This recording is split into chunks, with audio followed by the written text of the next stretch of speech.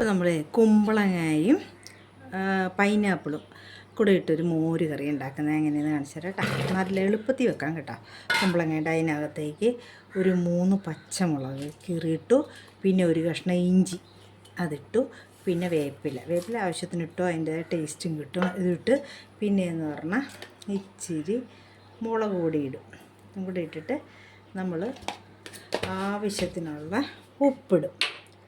ഉപ്പും കൂടെ ഇട്ടിട്ട് നമുക്ക് എല്ലാം എനിക്ക് കഴിക്കണക്കാണ്. എന്നാലും ഞാൻ നിങ്ങളെ ഇതിന് ഉപ്പിട്ട് കുറച്ച് വെള്ളവും കൂടെ ഒഴിക്കണം. കുറച്ച് വെള്ളവും കൂടെ ഒഴിച്ചിട്ട് നമ്മളിപ്പോൾ അടുപ്പത്തേക്ക് വെച്ച് വേവിച്ച് കണ്ടോ, ഇത്രയും വെള്ളം വെച്ചിട്ട് നമ്മൾ അടുപ്പത്തേക്ക് വെച്ച് വേവിക്കും. ഈ ചട്ടിയിലൊക്കെ വേവിക്കണേ അതിൻ്റെ രുചി ഉണ്ടാവും.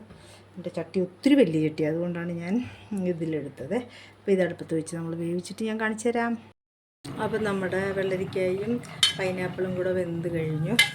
അപ്പം നമ്മൾ ഒരു അരമുറി തേങ്ങയും, കൂടുതൽ മോരുണ്ട് അതുകൊണ്ടാണ്, ഒരു 3/4 ലിറ്ററോളം മോരുണ്ട് അതുകൊണ്ടാണ് അരമുറി തേങ്ങയും ഒരു 1/4 സ്പൂൺ ജീരകവും മഞ്ഞളും കൂടെ അരച്ചതാണ് ഇടാൻ പോകുന്നത്.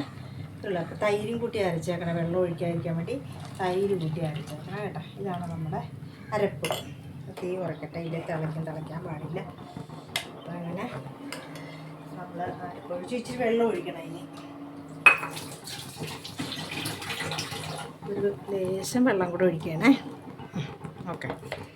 അപ്പോൾ ഇനി വേണ്ടത് ഉപ്പാണ്. നമ്മൾ കഷ്ണത്തിനുള്ള ഉപ്പല്ലേ ഇട്ടുള്ളൂ. അപ്പോൾ അതുകൊണ്ട് മോരിനുള്ള ഉപ്പ് കൂടെ ഇട്ടു. ഇനി പോരെങ്കിൽ ഇടണം. ഇതാണ് നമ്മുടെ മോരിൻ്റെ കൂട്ട്, ഇത്രയേ ഉള്ളൂ കേട്ടോ. പൈനാപ്പിൾ ഇട്ടുള്ള ഒന്ന് വെച്ച് നോക്കണം, നല്ല ടേസ്റ്റാണ്. ഞങ്ങളുടെ അവിടെയൊക്കെ ഇങ്ങനെ കല്യാണത്തിനൊക്കെ പൈനാപ്പിൾ ഇട്ടാണ് പുളിശ്ശേരി ഉണ്ടാക്കുന്നത്. അപ്പോൾ ഇനിയിപ്പോൾ ഇതാണ് പുളിശ്ശേരിയുടെ കേട്ടോ. നല്ല കട്ടയായിട്ടുള്ള, ഒത്തിരി ലൂസല്ല, ഒത്തിരി കട്ടയല്ലാത്ത മോര് കാച്ചിയാണിത്. ഇനിയിപ്പോൾ നമുക്ക് താളിച്ച് വിടണം ഇനി. അപ്പോൾ ഇതാണ് ഒരു ചെറിയ മധുരം കാണും പൈനാപ്പിൾ ഇടുന്നതുകൊണ്ടേ. അപ്പോൾ എരിവും മധുരവും എല്ലാം കൂടെ വന്നിട്ട് കഴിച്ച് നോക്കണം കേട്ടോ. നല്ല ടേസ്റ്റായിരിക്കും. ഇനിയിപ്പോൾ ചൂടായിട്ട് നമുക്ക് താളിപ്പിടാം. താളിപ്പിന് വേണ്ടിയിട്ടുള്ള ഞാൻ എടുത്ത് വെച്ചേക്കുന്നത് എന്താണെന്നറിയാമോ? ചുമന്നുള്ളി നീളത്തിൽ അരിഞ്ഞെടുക്കുക. എന്തുകൊണ്ടാണെന്നറിയത്തില്ല, പണ്ടൊരു അമ്മച്ചി എന്നെ പഠിപ്പിച്ചതാണ്. നീളത്തിൽ വേണം മോരിന് അരിയാന്ന് പറഞ്ഞുകൊണ്ട് ഞാൻ ഇപ്പോഴും അങ്ങനെ തന്നെ ചെയ്യണം. അപ്പം ഉള്ളി, മുളക്, വേപ്പില, ഇനി ഉലുവായും കടുവും കൂടെ താളിച്ച് എണ്ണയെ താളിച്ച് ഇനി നമുക്ക് ഇതിലേക്ക് ഒഴിക്കണം. എന്നാലേ നമ്മുടെ എല്ലാ കൂട്ടും ആകുന്നു. ഓക്കെ, ഞാൻ താളിപ്പിടാം.